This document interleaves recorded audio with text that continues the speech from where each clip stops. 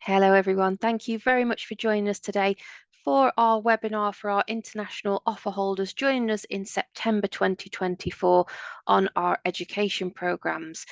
Now, this session's recorded, so if your internet does cut out or you've got people who are also joining who couldn't attend live, we'll be able to share out a copy of this recording over the coming weeks as well. Now, you'll also see you've got a few buttons available on your screen to interact with us today. You've got the chat feature. You can use that to chat to each other. And you've also got the Q&A button. So after the presentation slides, we're going to go to Q&A. Please do post your questions in the Q&A throughout the session, and then we'll be answering those live, and we'll also be typing a few answers as we go as well. So please do interact with us. We want to answer as many questions as we can. Now, I'm just going to introduce you to who we've got here today. So my name's Kat, I work in the international office, and I'll be here to help answer any questions you've got around your application journey, what you need to do next, and pre-arrival guidance as well. Hi everybody, my name's Beth. I work with Kat in the international office, and I'll be leading the Q&A session later on. Hello everybody, my name is Lewis Stockwell. I'm an academic in the School of Education and I oversee the postgraduate courses in the school, and also I am a graduate from the University of Hertfordshire, so I've been here for well over 10 years now, so I'm really looking forward to sharing the university, sharing the school with you today, and answering your questions. Brilliant. Thanks, guys. So you're in really good hands here today. And as we said, the experts are in the room. We're going to try and help you as much as we can. But just before we do go into the slides, we're just going to give you an idea of how the session's going to be broken up. So we'll start off with that introduction to your school of study. We'll then move on to that pre-departure guidance, so some things that you can do now to help you. And then we'll go to the Q&A with Jess at the end as well. Now, we're just going to do a short poll just to see who we've got in the room. You might have some future classmates in here with you. So I'm going to launch this poll now. You can feel free to take part. It's just clicking on the buttons on the screen. And you can see we just want to know which subject will you be studying when you join Hearts. So we've got our education subjects in there. We've got our undergraduate courses, early childhood education and education, and then our postgraduate courses, again in early childhood education, education and outdoor environmental education. So do feel free to take part if you want to, just so we can see who's in the room, and we'll share these results with you as well, so you know any classmates that you might have in the chat with you.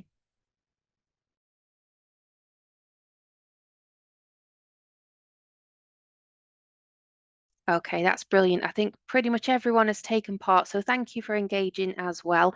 Now, we'll just have a look at these results together. So lots of people here for the MA Education, which is brilliant. A few for the MA Early Childhood Education and the Outdoor Environmental Education, and even someone for the BA Early Childhood Education as well. So that's brilliant. We've got a really nice mix of people, and we will go through guidance that is relevant to everyone as well. Okay, so what we'll do now is we'll move on to learn a bit more about what's waiting for you when you join us in September. No worries. Thank you so much for that. That's really great. And thank you so much for contributing to the poll. It's really helpful for us to know who's joining us, how and also, you know, what you're interested in it and why you're studying those courses. So hopefully we'll get a chance to explore that in a little while. So yeah, like I said, I'm Lewis Stockwell. I am a principal lecturer here in the School of Education. I oversee the postgraduate program. So for those of you that ticked the MA courses and the MSc courses, those are my personal and professional responsibility, but I also have had the pleasure of teaching on almost every single program in the school. So I'm in a really good place to kind of give you some insights to the School of Education, to what we do, what we're about, and why we love doing what we're doing. So we're going to move into the next slide now and think about some of those things.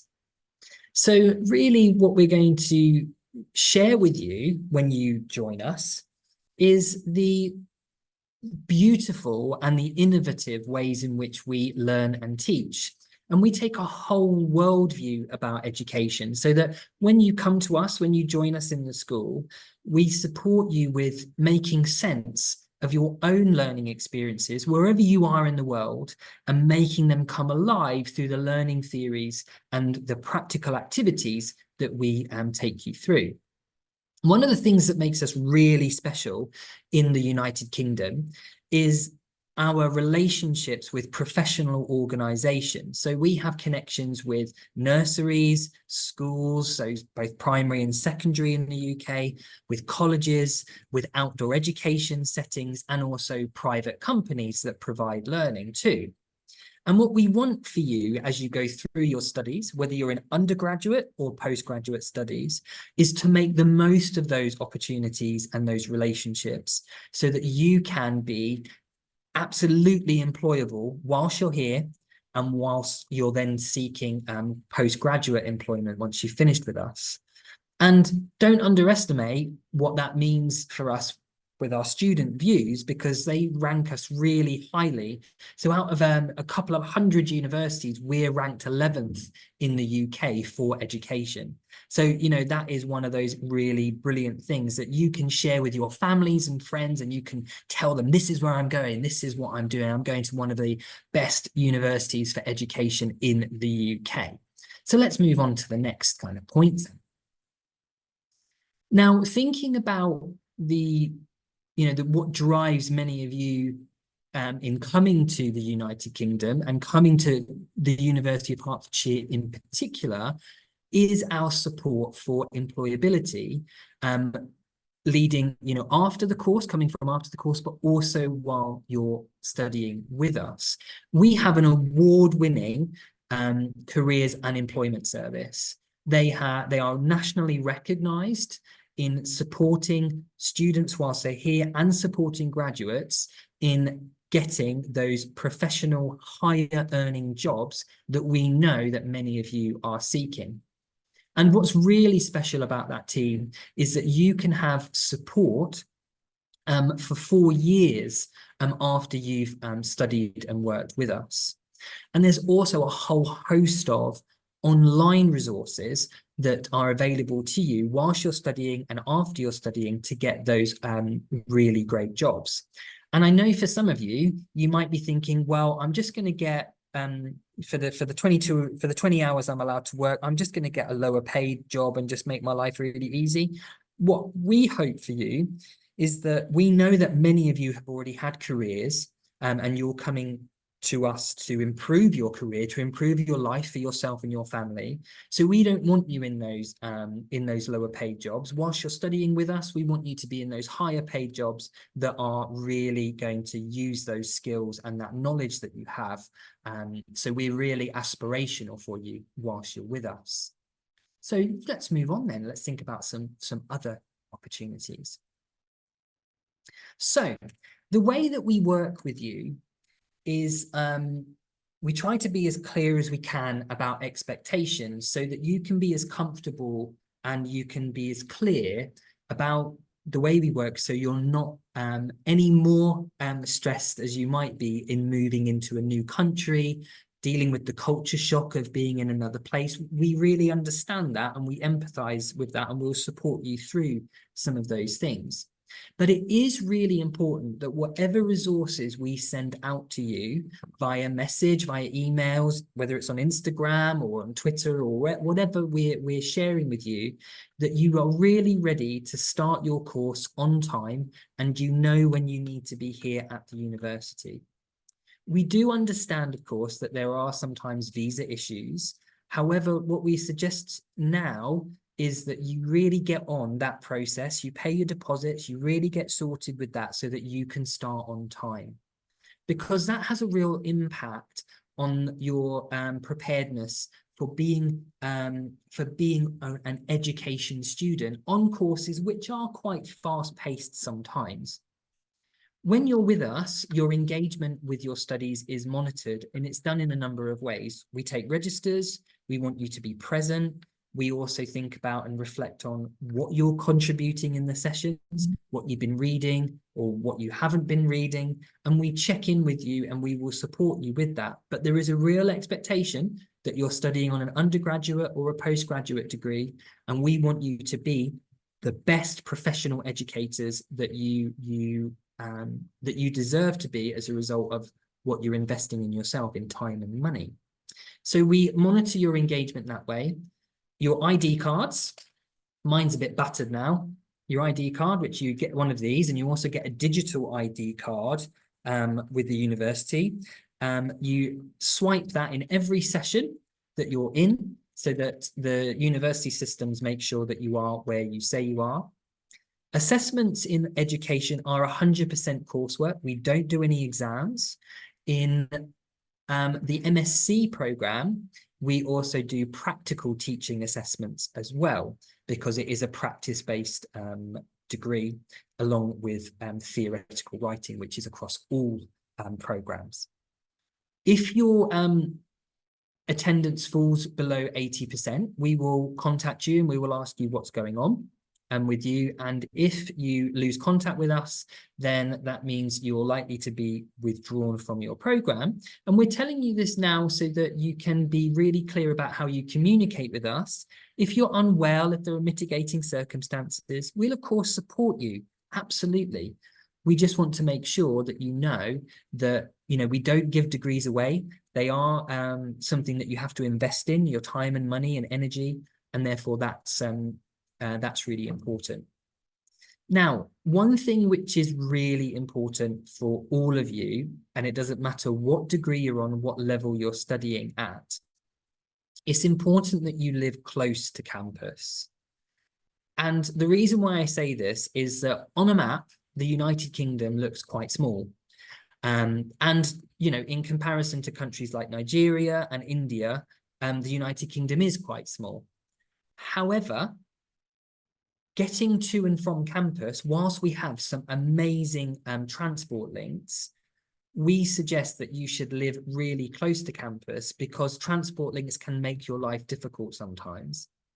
So, for example, if you have friends who live in or family who live in the south of England, let's say on the coast, or if you have family and friends who live in Manchester or Birmingham, those are not going to be places that you can commute to and from university.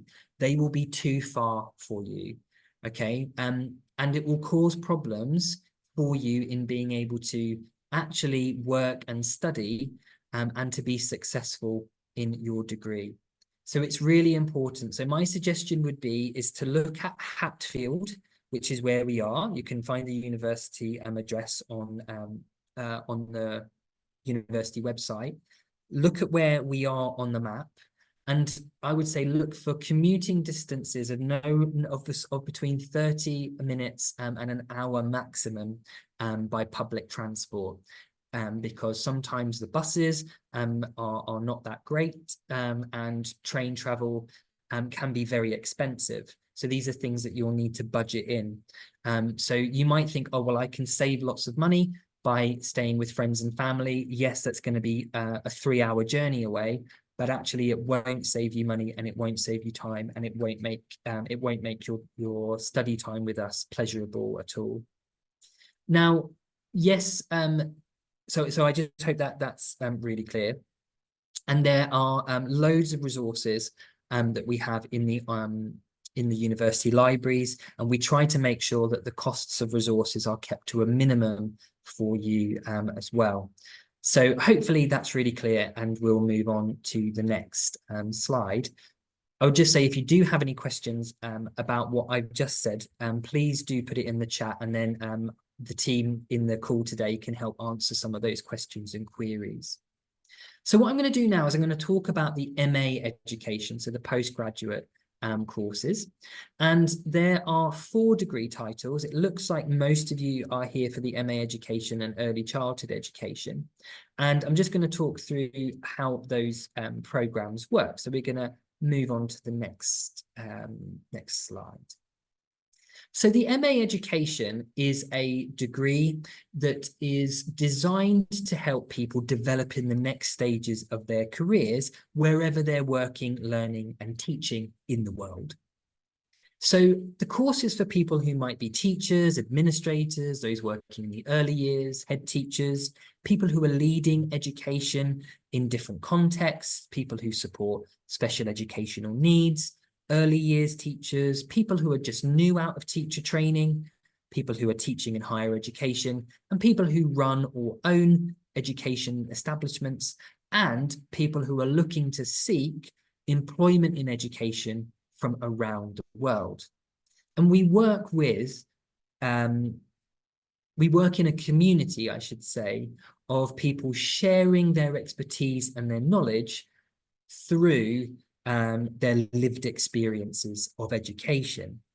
So let's move on and see what that looks like. So what we try to get you to do on the programme is to position yourself as an expert in education. And that might include being an expert in education in the country that you're coming from, but also being an expert in global educational systems and positioning yourself as a professional educator.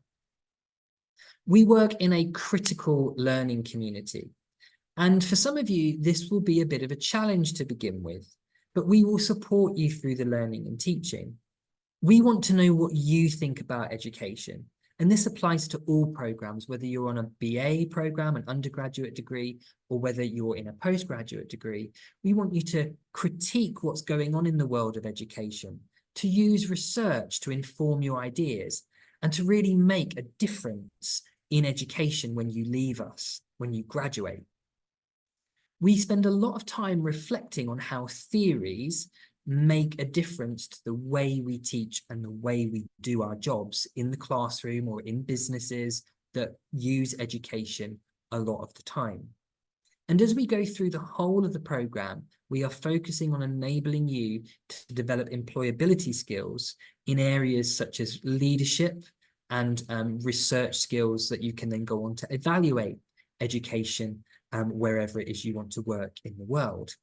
So ultimately, the degree and all degrees in the School of Education are about you developing a professional voice. So between now and you joining us on your degrees, I want you to think about, what do you know about education? What does education look like in your country? What is good about the education system in your country? What might need to be improved in the education system where you currently live? So let's move on to the next slide. So there are a number of different degrees, and depending on the way you've registered, you're likely to have registered on one of these 4 programs. So we have the MA Education with a sandwich work placement. So essentially what you do is 1 full year of study in education. And then what you do is you go out to work in an education setting in the 2nd year of study, and you also complete your dissertation whilst also in a work placement. For some people, they don't end up wanting to be in a work placement, or they find it very difficult to find a paid job. So what they do, they actually move on to the advanced research program. Now, as part of that advanced research program, we are also putting on things like visits to different educational settings, other kind of cultural learning experiences, which contribute to the degree.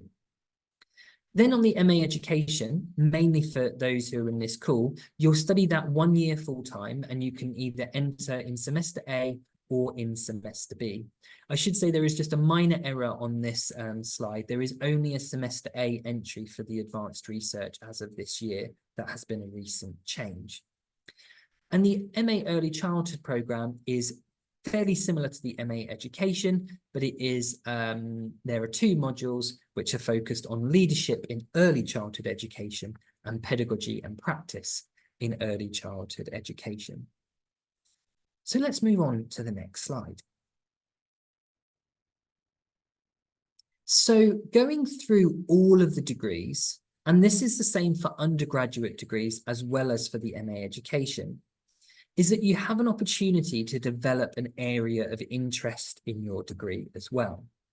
So this doesn't give you a degree title as such, but your assignments can be aligned to these following areas. So special educational needs and inclusion, early childhood education, if you're not on the early childhood degree, also around leadership and management. So you could develop an area of research. You could choose your assignments to focus on leadership or management in education, and also looking at issues of social social justice and equity in education in different contexts around the world. So these areas of interest are woven together as we teach you so that you can enhance your understanding of pedagogy, which is the way we teach and learn. You can enhance your understanding of what it means to be a leader in education, and you can enhance your understanding of how research happens in education too. So let's move on to the next slide. So I'm not going to focus too much on this, but just to show that the MA degree, MA Education, MA Early Childhood, is 180 credits, and you have a specialist set of specialist modules with a dissertation. And the MA Sandwich, or the Advanced Research, is actually 270 credits, which is why you study full-time in that second year.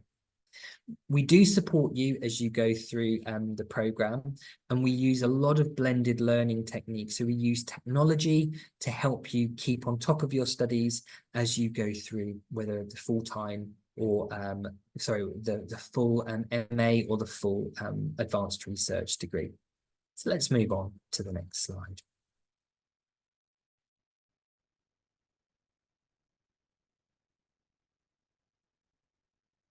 Shall we move on to the next slide then? That'd be lovely.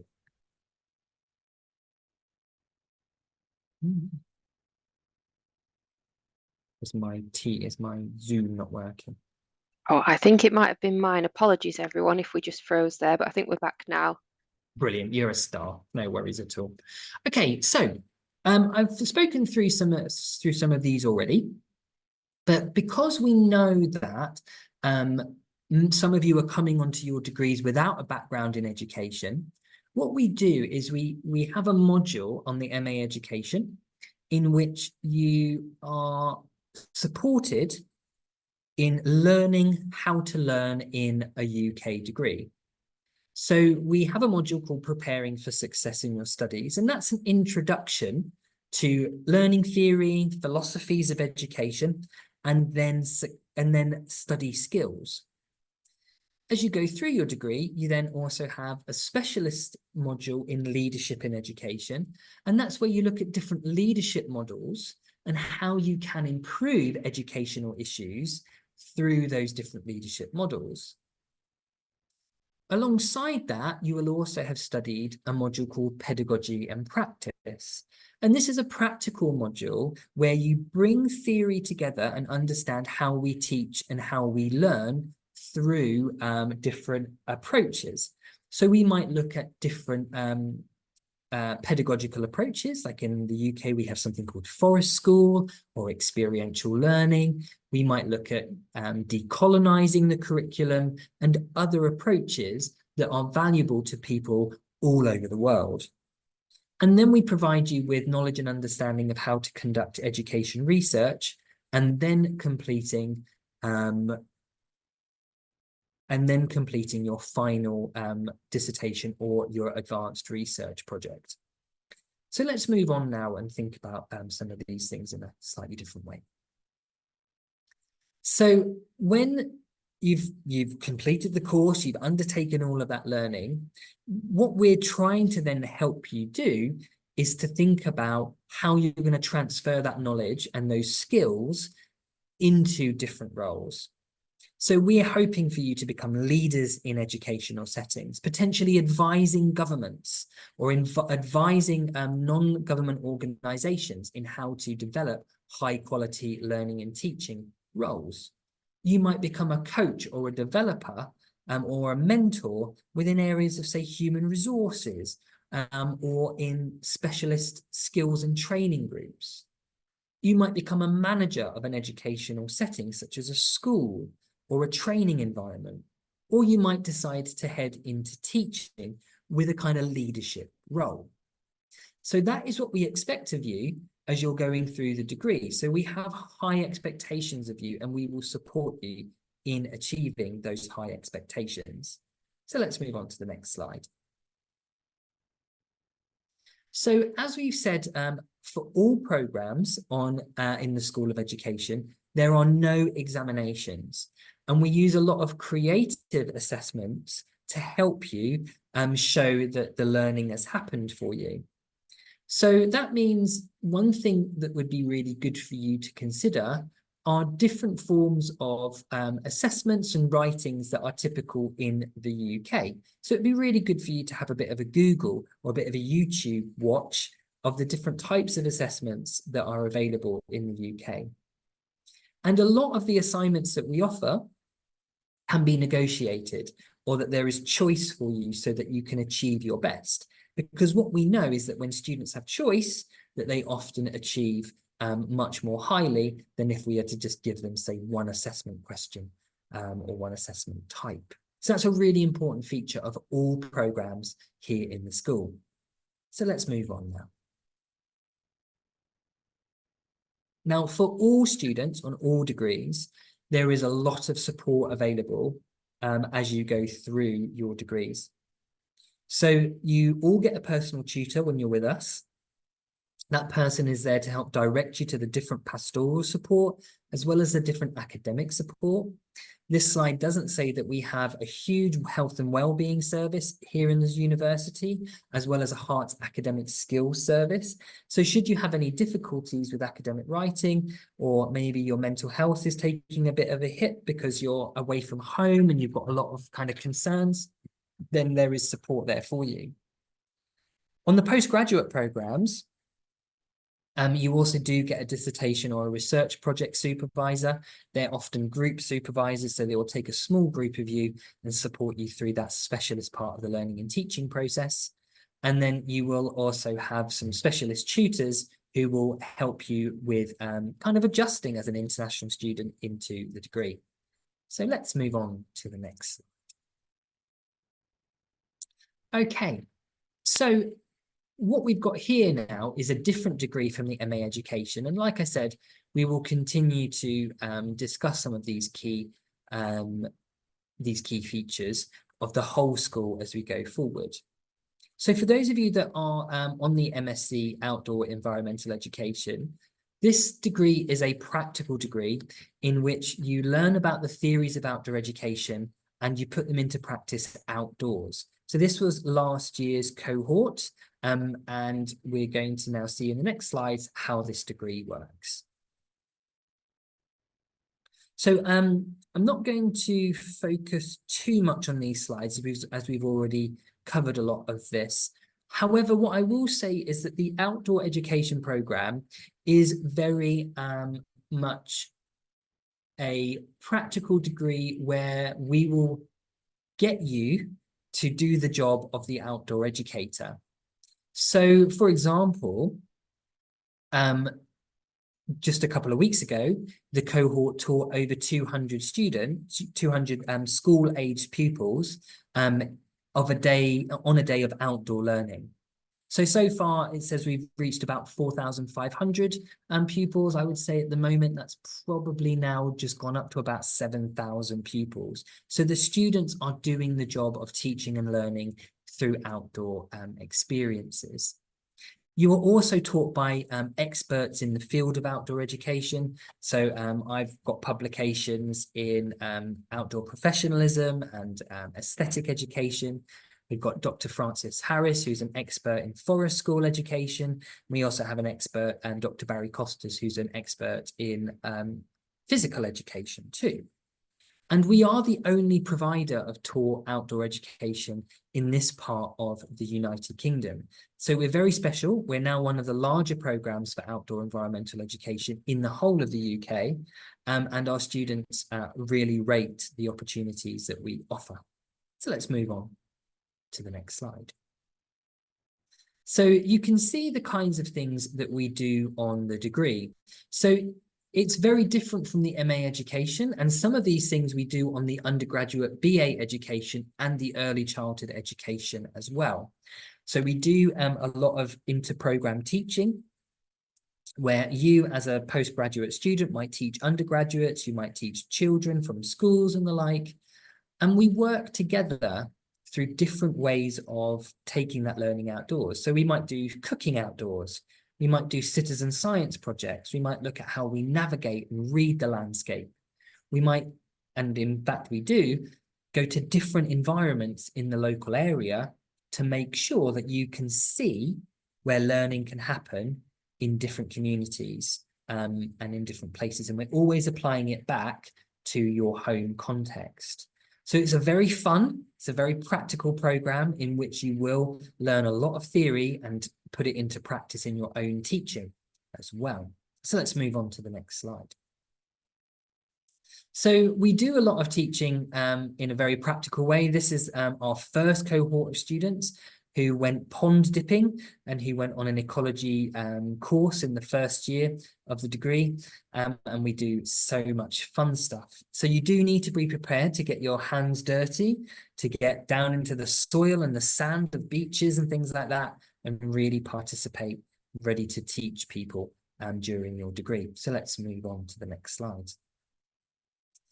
And like I said, one of the ways that we do that is by enabling you to teach at different levels of study. So we get you to teach each other, so through peer learning and teaching, where you're assessed on your practical teaching.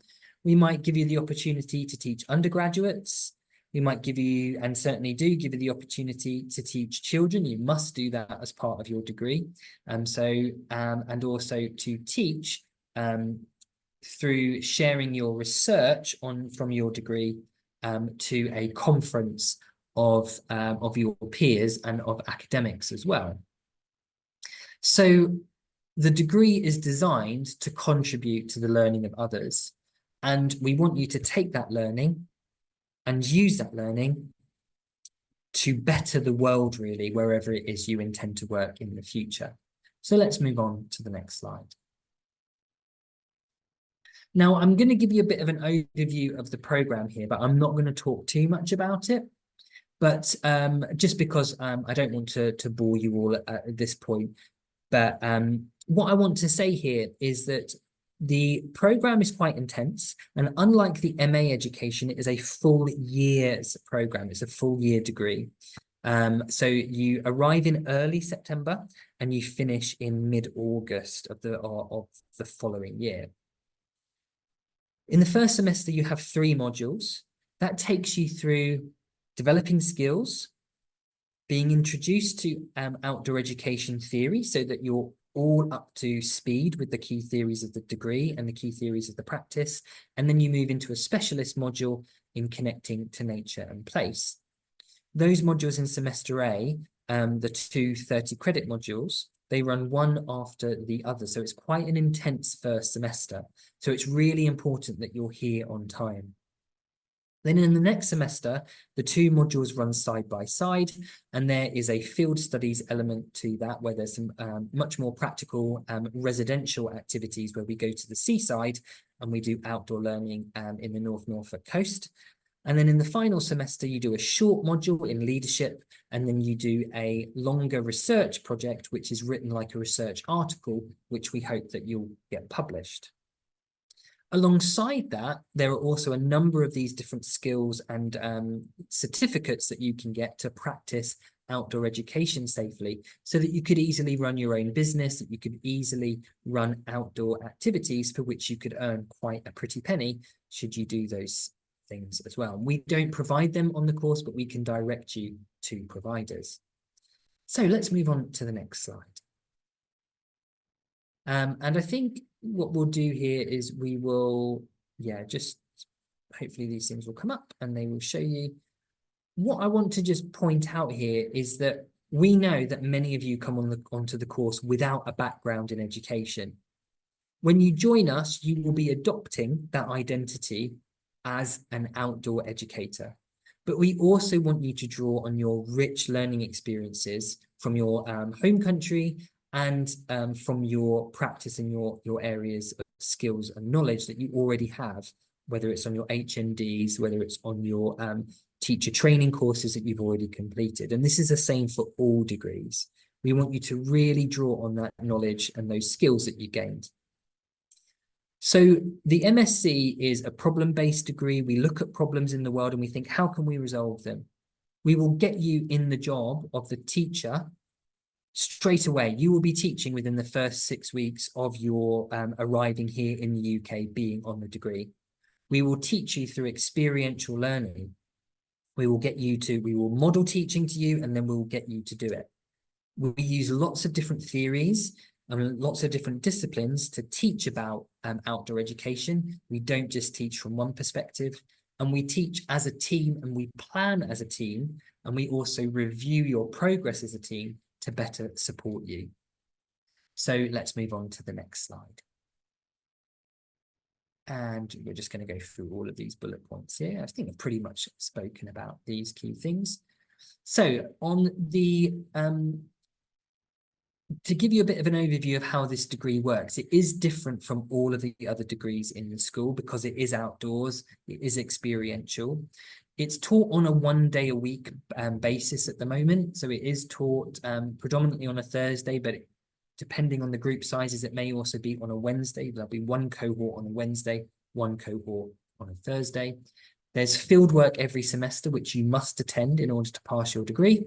And there's no dissertation, and there are practical assessments. So we do assess your teaching, train you to develop your teaching skills. You don't get teacher training status, qualified teacher status on this degree, but we will provide you with smaller certificates to evidence to an employer that you have been trained and assessed in your teaching. Now, it's really important that you do look at the university website, particularly for the MSc degree, so that you can see the cost implications for some of the activities. So if we just move to the next slide, I think that will be a bit easier to talk about. So on the MSc website, there is a course fact sheet towards the bottom of the page. I think it's really important that, particularly if you've used an agent to help you in applying for this degree, that you know what you signed up for, and that you can use so that you can use a course fact sheet to help you budget and to help you plan for some of the additional costs for the course.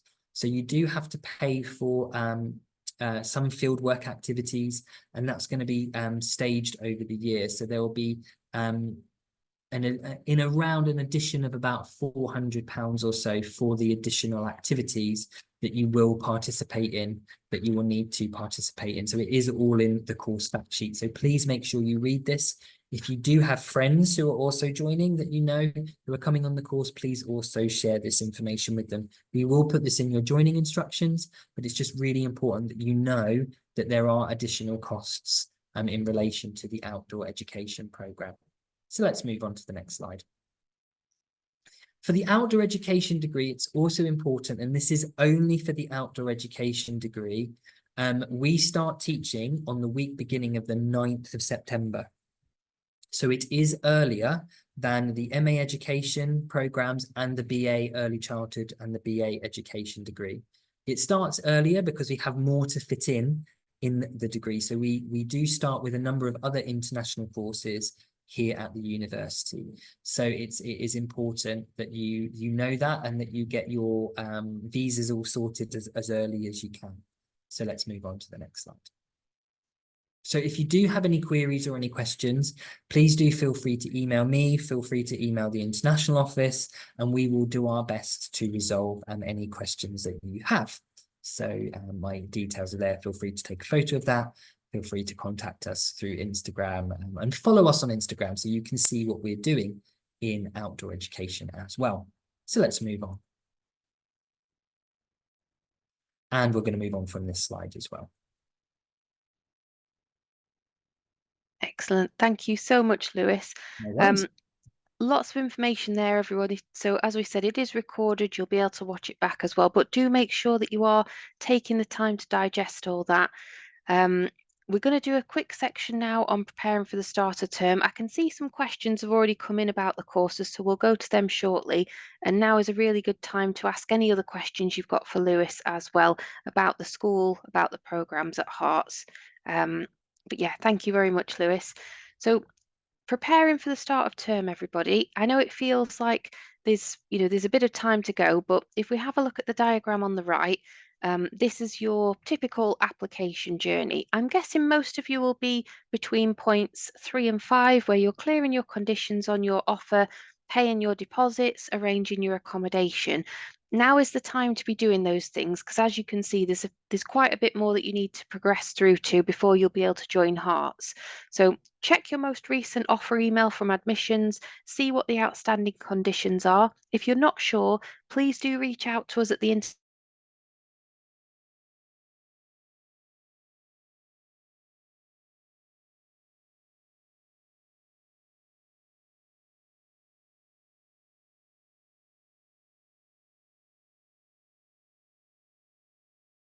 So you've got your £5,000 tuition fee deposit. That goes towards your overall tuition fees for the first year of your programme. But now is the time to be paying your deposit, just so that the admissions team can progress you through those stages.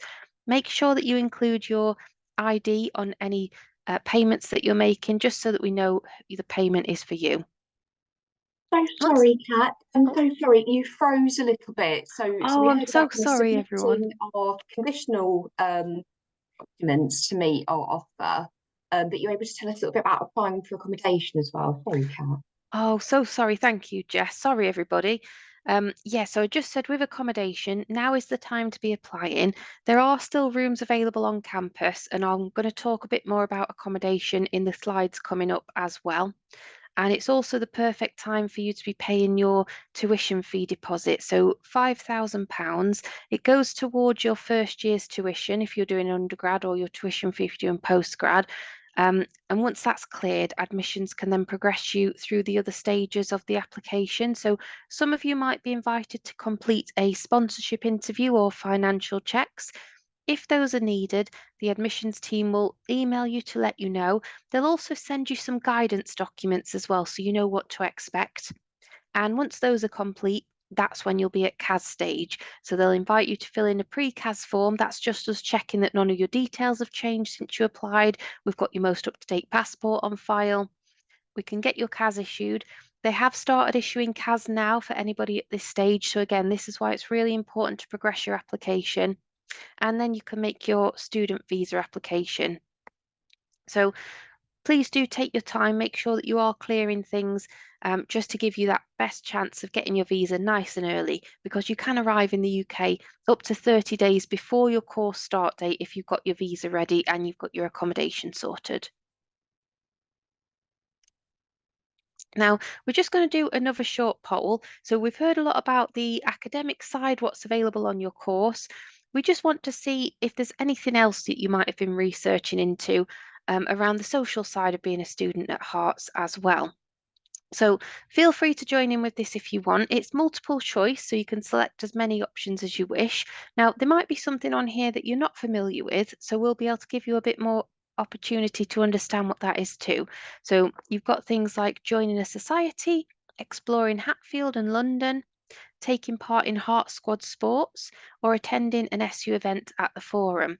Obviously, there's lots more to get involved in than this, but this is just to give you an idea, get you thinking. Now, some of you might not know some of these terms. You might not know what Heart Squad is. So they're a team at the university who arrange a lot of sporting events throughout the year. So they have stuff for beginner to maybe more pro if you've been doing certain sport for a longer time. They also offer free sports events as well. So for example, over the last intake, they did an event where you could learn to ride a bike if you didn't know how to ride a bike, rollerblading, cricket clubs. So definitely check those out as well. Now, I can see a lot of people have joined in the poll, which is brilliant. I'm going to close the poll now and we'll have a look at these results together as well. Brilliant. So really good overview there. So lots of people are going to look to join societies, which is brilliant. So the SU, they have a lot of different student societies at Herts. If you do have a particular interest and a society doesn't exist, you can speak to your SU rep, they'll help you set one up. And it's also a great way to meet people outside of your course as well who've got similar interests to you. Exploring Hatfield, London, the local area, again, that's really good. If you are coming to join the orientation week, usually the Dean of Students and the SU teams will have tours to some of the local areas, take you on local area supermarket tours so you know your way as well. And those SU and Heart Squad events. So that's really brilliant to see that you've been researching into these. And then you can keep an eye out for them at the Freshers' Fair booths as well. Okay, so we'll just move on to preparing for the start of term now. So we are going to help you. We know there's a lot to think about. We are going to be updating our pre-arrival guide for the September 2024 intake. So our pre-arrival guide is pages on the Herts website designed for our new international students. It's got a lot of information in from packing checklists, what to pack in your hand luggage versus your hold luggage, how to navigate the airports, how to get from the airports in the UK to the campus, BRP collection, how to do registration, how to use public transport in the UK. So lots and lots of information in there. Once that's ready and updated, we'll send you an email and you can take the time, read through that, digest it slowly at your own pace. And alongside that, we'll also be doing some pre-departure webinars. So a similar format to this one, but all the content will just be around pre-departure so that you can feel prepared and you feel like you know what to expect ready for your travel. So please do keep an eye out on your emails for the invitations for them and do join us. We'll want to help you as much as we can. And now orientation and freshers. So orientation week, that does start, it's usually around the 16th of September. So some of you who are on that early course start date, you should already be here in the UK, but feel free to come and attend the events that week. There's lots of different things put on by various teams around the university, and it's a great way just to meet people, join those societies, talk to the different teams around Herts. The events calendar, it might be a good idea to bookmark this on your device. You'll start to see as we approach start of term, a lot of events will get added. They'll also get added throughout the year. There's lots of free events, usually some with free food available or trips to London. I think in the past as well, the SU have organised a trip to the Harry Potter Studios tour with the Dean of Students. So lots of things to take advantage of there as well. And then, as we mentioned, joining societies with the Students' Union. They do have lots of different clubs, and it's a really nice way to meet like-minded people. The sports clubs, something for all abilities as well. And there's also the chaplaincy and religious groups. So we have two multi-faith spaces on campus, one on De Havilland, one on College Lane. Everybody is welcome there if you want an area for prayer or reflection, or just some social spaces as well. So please do check those out once you're an enrolled student. And some things that you can do now. So while you're waiting for your deposits to clear, for admissions to check your documents, there's a few things that you can be doing to make a start. So the university has created a free online workbook called Getting Ready to Study at Herts. You can access this now. We've emailed you around the link to this, and we'll also put it on that pre-arrival guide as a reminder on the run-up to start of term. But there's lots of information in here. There's tips for academic success, information about the various support teams on campus and what they can do to help you, guidance on things like referencing, how to structure your research, and there's also some tips from existing international students about things they wish they'd known before joining the university as well. So please do check that out. Again, work through it at your own pace and make sure you've finished it all before the start of term. Booking your accommodation. So I said we'd come back to this. So now is the time to book your accommodation. We do recommend you live on campus wherever possible, just because you've got the 24/7 support. So if you lock yourself out of your room, there's always going to be someone to help you no matter what time of day. You also don't need a UK guarantor to live in the on-campus accommodation, so it's a bit less paperwork and finding guarantors for you. All the bills, utility bills, Wi-Fi, contents insurance, they're all included in the price as well. So that's going to help you budget, because then you're not going to have any unexpected bills that come up. You know exactly how much your living costs are going to be, and you can budget for those throughout the year monthly. Now, if you do want to live off campus, I would recommend live in the Hatfield area if you can, because then you're going to be able to walk to your lectures. You've got easy reach to all the facilities on campus, like the learning resource centres. And also you're going to cut out on that commute time and cost as well by living in walking distance. Do choose PAL accredited landlords for any off-campus accommodation. So what PAL is, it's a scheme that the university has set up with the local council just to make sure that all properties displayed on the PAL website, they look like what the pictures look like, so you know what you're getting. Any goods in the property, so like washing machine, the cooker, they're all in a good state of repair and all usable.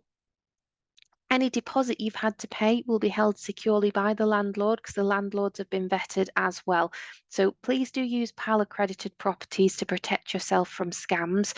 If you're seeing properties advertised on social media or you're getting WhatsApp messages, if it looks too good to be true, it probably is. So please do your checks, keep yourself safe, and don't be falling victim to scams.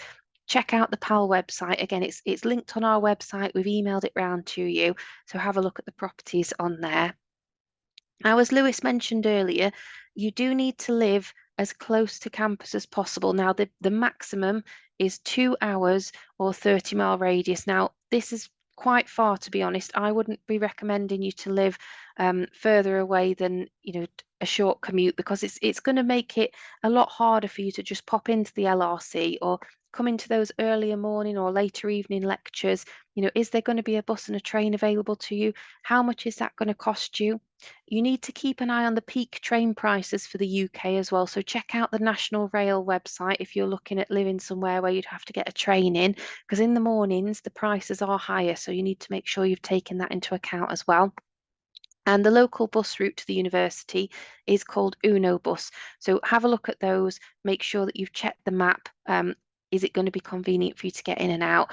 And as we've said, clearing those conditions, paying the deposit, that's the other thing you can do now as well, just to help you.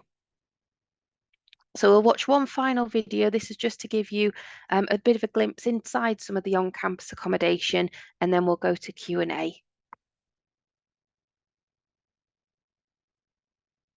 Hi, I'm Elizabeth, and today I'm going to show you all of the amazing things of why did I choose to live on College Land campus. First, let's start with my bedroom. It's so close to classes and contains everything that you need. And here's my kitchen, where I get to meet all of my flatmates. However, for larger gatherings, we have got common rooms, perfect for everything from group yoga to movie nights. And not to forget the oval. It's great to have a team of support staff to help with just about everything. And a gym for those post-lecture workouts. That really is everything you need on campus. Whether you like to go for a walk outdoors, or if you like to get your focus to the max in the LRC. Looking for a quiet space to pray, meditate or reflect? Well, the key is the place to visit. Whatever faith you have or even you have none. Here in the Hutton Hub, you can access to all kinds of information with our Ask Hearts Hub. For the best night out, I definitely visit 77 here at the Forum. Over to you, Judith. Hi everyone, welcome to De Havilland. I'm Judith and I'll be showing you why living here is amazing. The bedrooms are particularly great. You have absolutely everything you need in here. Say hello to the kitchen, where all the cooking and catching up with flatmates happens. In need of support? There's a whole team of staff ready to help here in the accommodation office. And just next door is the common room. Many a games night have been hosted in here. When you're feeling extra energetic, you can head over to the Sports Village. It's great to come over after classes to get a workout in at the gym or take a dive in the huge pool. Just like College Lane, this campus has its very own LRC. And also the beautiful Cafe Ambition with its great music and even better coffee. So that's a wrap. Thanks for coming along with us. Hope to see you on campus soon. Excellent. So thank you for listening to us, everyone. We have come to the end of the slides, so we're going to go to Q&A now with Jess. Brilliant. Thank you so much. Brilliant session. I've learned lots. Thank you so much, Lewis and Kat. Lewis, there's lots of great questions coming in. I'll go to the first one. A student's asked if they could find out a little bit more information about the early childhood education programme. Yeah, of course. Yeah, sorry about that.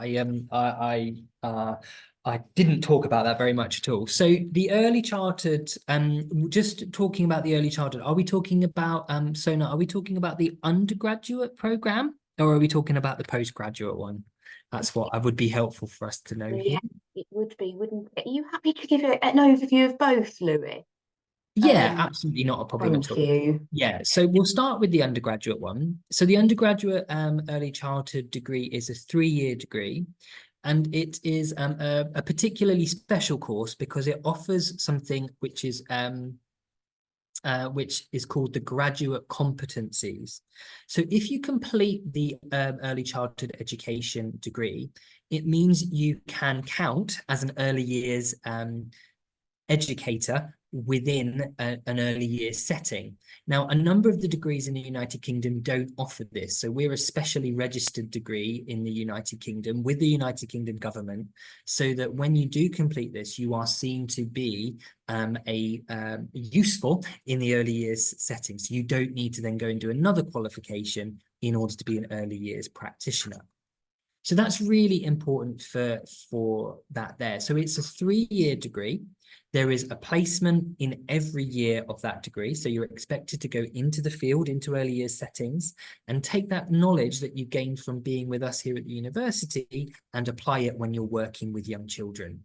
So you will work with the really young babies all the way to toddlers before they go into primary school. And you'll get those different experiences with those placements as well.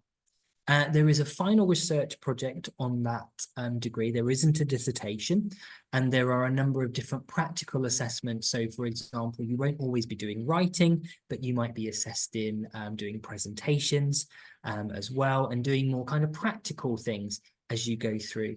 It's a very practical and hands-on course. You actually get to learn and teach like you're a child in an early years setting sometimes as well. So we might get you to do some things which you think is a bit weird.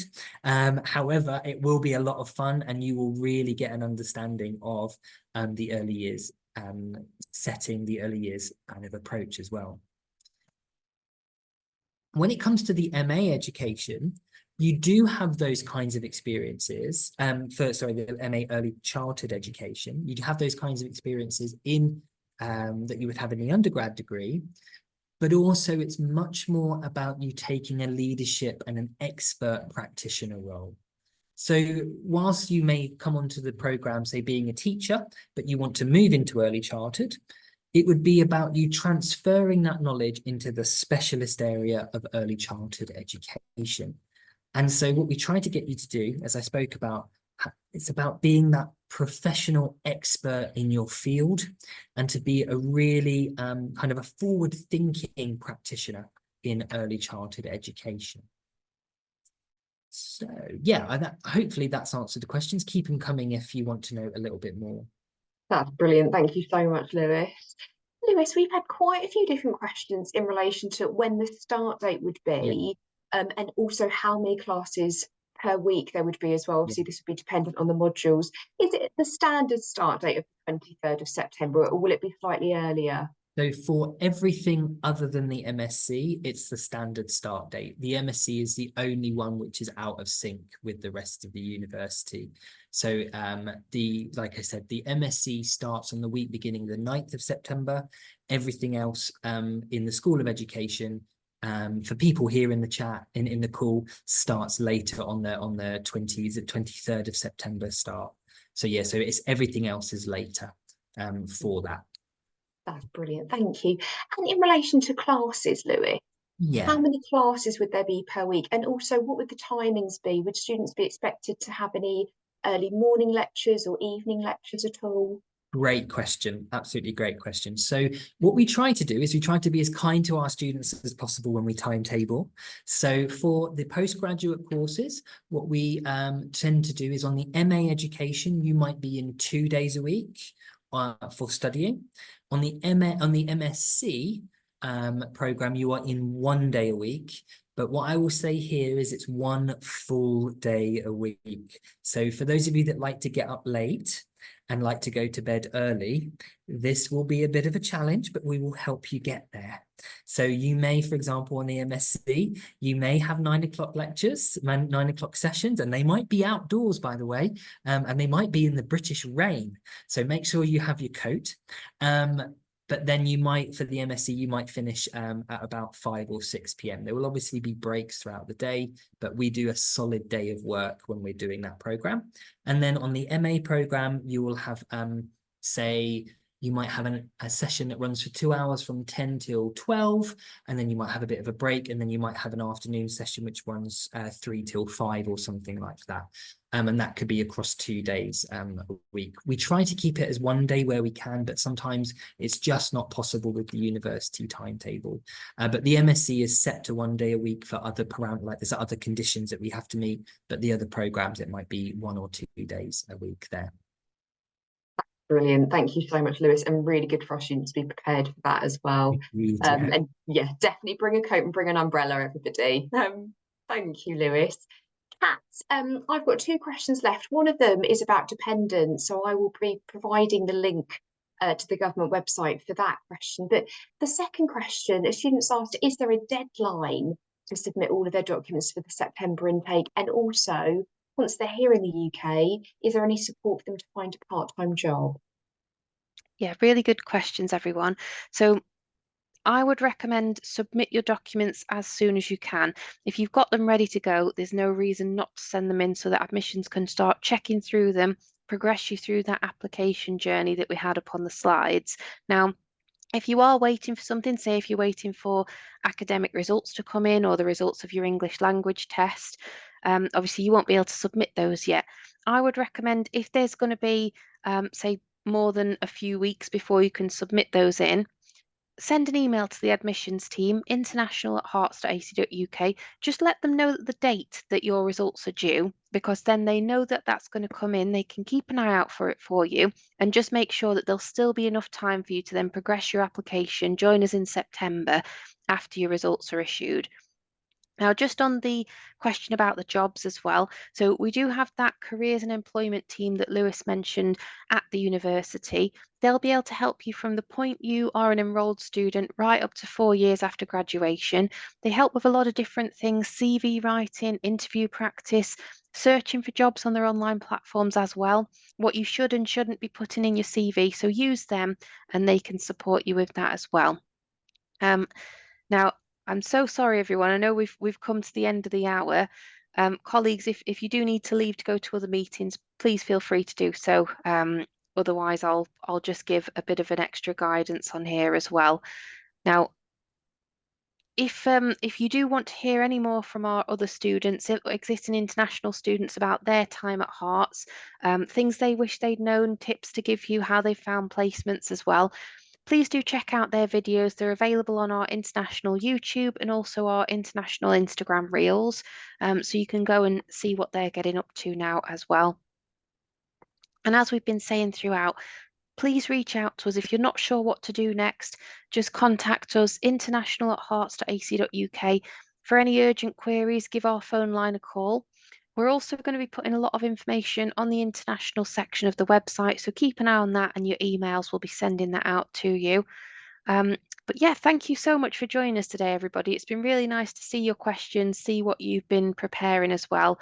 And thank you, Lewis and Jess, for joining us, giving up your time too. But I've just got one short video to see some of the facilities around campus. And yeah, we'll welcome you in September.